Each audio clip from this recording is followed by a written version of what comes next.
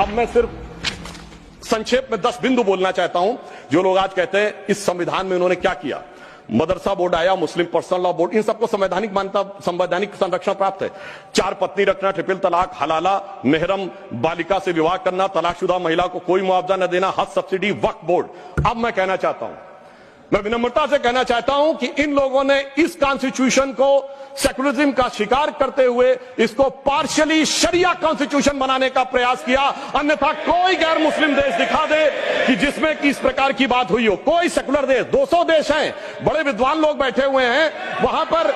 मैं बताना चाहता हूं, कोई उदाहरण बताइएगा जिस स्टेट में सुप्रीम कोर्ट से ऊपर शरिया हो। अब मैं बताना चाहता हूं, बड़े विद्वान लोग उधर बैठे हुए हैं, मुझे कोई जरूरत नहीं है 200 में सिर्फ 4 सेकुलर देश बताइएगा, मैं अपना बयान वापस ले लूंगा जहां शरिया सर्वोच्च न्यायालय से ऊपर हो।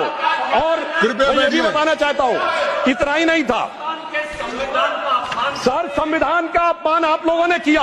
और मैं कहना चाहता हूं, जो लोग मनुस्मृति की बात करते हैं उन्होंने इसको मौलवी स्क्रिप्ट बनाने का प्रयास किया भारत के संविधान को। यह अपने आप में शर्मनाक बात है। शर्म उस समय आनी चाहिए थी जब इस तरह के परिवर्तन कर रहे थे। और मैं एक और बात कहना चाहता हूं, सभापति महोदय, टेक्निकल बात कह रहा हूं, मेरी बात गलत लगेगी तो मैं अपने बयान वापस ले लूंगा। सुनिए सर, वक्फ बोर्ड एक्ट में मुगलों के जमाने का फरमान को कॉन्स्टिट्यूशनल मान्यता प्राप्त है।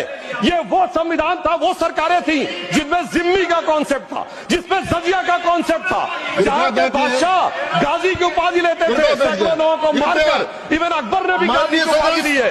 यदि इस प्रकार की चीजों को तो मैं कहना चाहता हूं सर, मैं पूछना चाहता हूं, जिम्मी और जजिया के फरमानों को कॉन्स्टिट्यूशनल मान्यता देना क्या शरिया को संविधान में लागू करना नहीं है? मैं पूछना चाहता हूं, ये बताइए, आपको अब्दुल रहीम खान खाना, रस खान, मलिक मोहम्मद जायसी, अशफाक उल्लाह खां, वीर अब्दुल हमीद, डॉक्टर एपीजे अब्दुल कलाम क्यों नजर नहीं आते?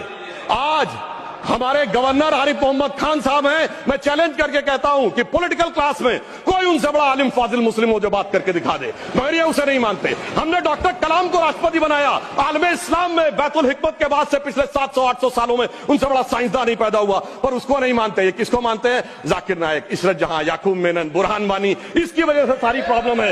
यहां सोच कट्टरपंथी जहनियत की है।